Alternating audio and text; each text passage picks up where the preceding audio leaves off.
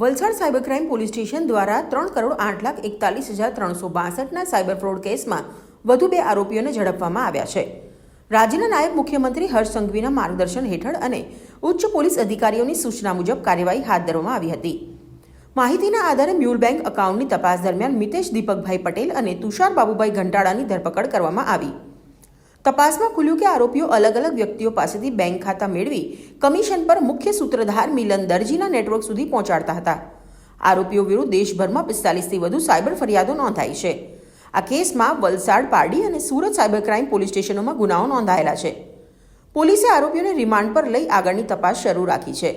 અજાણ્યા વ્યક્તિને લાલચમાં આવી પોતાનું બેંક એકાઉન્ટ કે સિમ કાર્ડ આપવું નહીં. આવા મ્યુલ એકાઉન્ટનો ગેરકાયદેસર ઉપયોગ થાય તો ખાતા ધારક જ જવાબદાર ગણાય છે. પોલીસની તપાસ એજન્સીમાં એવું જાણવા મળેલું છે કે કેટલીક ઠગ ટોળકીઓ જે છે એ જ્યારે કોઈ સાયબર ક્રાઇમ આચરે છે ત્યારે એ સાયબર ક્રાઇમના નાણાં અમુક એકાઉન્ટમાં જમા કરાવે છે. આ પર્ટિક્યુલર એવા એકાઉન્ટ છે જે એકાઉન્ટને બીજા વ્યક્તિના નામના એકાઉન્ટ હોય છે, પણ એ એકાઉન્ટ વાપરવા માટે જે તે વ્યક્તિને કમિશન રૂપે પૈસા આપવામાં આવતા હોય છે. એટલે મૂળ વ્યક્તિનો એકાઉન્ટ નથી હોતું, પણ બીજાનો વ્યક્તિનો એકાઉન્ટ એ પોતે આ સાયબર ક્રાઇમના ફ્રોડમાં વાપરતા હોય છે. આ જે પ્રકારના એકાઉન્ટ છે તેને મ્યુલ એકાઉન્ટ કહેવામાં આવે છે. કેટલા કૌભાંડ પકડાયું છે અત્યારે? આપને સૌને ખબર હશે કે ગઈ તારીખ 4/2/24ના રોજ જ્યારે રાજ્ય સરકાર દ્વારા રાજ્ય પોલીસને મ્યુલ એકાઉન્ટ ઓપરેશન હન્ટ અનુસંધાને કાર્યવાહી કરવા સૂચના આપવામાં આવી હતી, ત્યારે ગઈ તારીખ 4/2/2024ના રોજ સાયબર ક્રાઇમ વલસાડની ટીમ દ્વારા એક આરોપીની ધરપકડ કરવામાં આવી હતી. એ મ્યુલ એકાઉન્ટની તપાસ અનુસંધાને આ આરોપી અયુબ કાદિરભાઈ શેખની જે તે તારીખે 4/2/2024ના રોજ ધરપકડ કરવામાં આવી હતી. અને આ ધરપકડ પછી એના ઇન્વેસ્ટિગેશન હાથ ધરવાનું હતું. જે તે વખતે 66 લાખ રૂપિયા જે છે એનું ફ્રોડ ધ્યાન ઉપર આવેલું. ત્યારબાદ ઊંડાણપૂર્વક તપાસ કરવામાં આવતા આ અબ્દુલભાઈ કાદરભાઈ શેખની ઊંડાણપૂર્વક તપાસ કરતા આ વ્યક્તિ પોતાનું એકાઉન્ટને મ્યુલ એકાઉન્ટ તરીકે અન્ય એક વ્યક્તિને આપતો હતો અને એનું કમિશન એ પોતે લેતો હતો.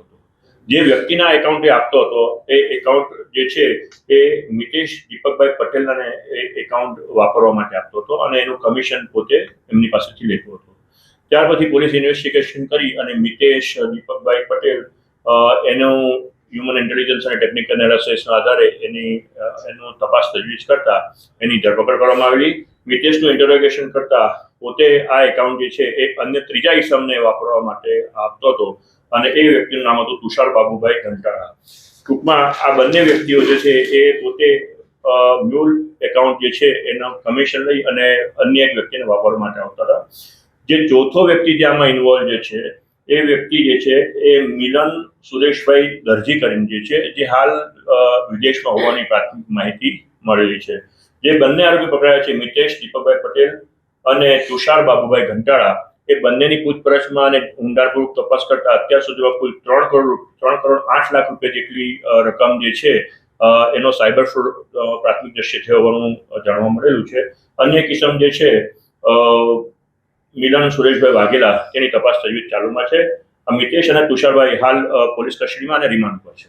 આરોપીઓ આજે મુખ્ય સૂત્રધાર છે. અન્ય લોકોના એકાઉન્ટ ભાડે રાખવા માટે કેટલા કમિશનની લોભામણી લાલચ આપતા હતા? પ્રાથમિક તપાસ દરમિયાન એવી માહિતી મળી છે કે સામાન્ય રીતે 10% કમિશન જે છે એ 10,000 રૂપિયાનું કમિશન અને 5,000 રૂપિયાનું કમિશન એ જે તે વ્યક્તિઓને મ્યુલ એકાઉન્ટ આપવા માટે આપતા હોવાની જાહેરાત મળી છે. આ મ્યુલ એકાઉન્ટ આપનાર વ્યક્તિ જે છે એ જુદી જુદી એકાઉન્ટમાં પોતાના જે પેપર્સના આધારે પોતે એકાઉન્ટ ખોલાવતા હતા અને આ ખોલાવની જે એકાઉન્ટ ઓપનિંગ કીટ હોય એ બીજા વ્યક્તિને એટલે કે જેને ઓપરેટર હોય એને એ લોકો સબમિટ કરી દેતા હતા અને એ કરવાથી એ લોકોને 5,000થી લઈને 10,000 સુધીનું કમિશન ટ્રાન્ઝેક્શન અનુસંધાને મળતું હતું. અને ખાતાની અંદર જે રૂપિયાનું ટ્રાન્ઝેક્શન થતું તેમાં એ લોકોનું કમિશન મળતું હતું? ખાતાનું ટ્રાન્ઝેક્શન થતું એમાં એને જેટલા ટ્રાન્ઝેક્શન થતા એના 5,000 10,000 રૂપિયા એ લોકો પોતે કમિશન પેટી લેતા હતા. જો તમે આ વિડીયો ફેસબુક પર જોઈ રહ્યા છો તો લાઈક અને ફોલો કરો અને યુટ્યુબ પર જોઈ રહ્યા છો તો અમારી ચેનલને સબસ્ક્રાઇબ કરો. સત્તરે.com આઝાદી સમાચારોની.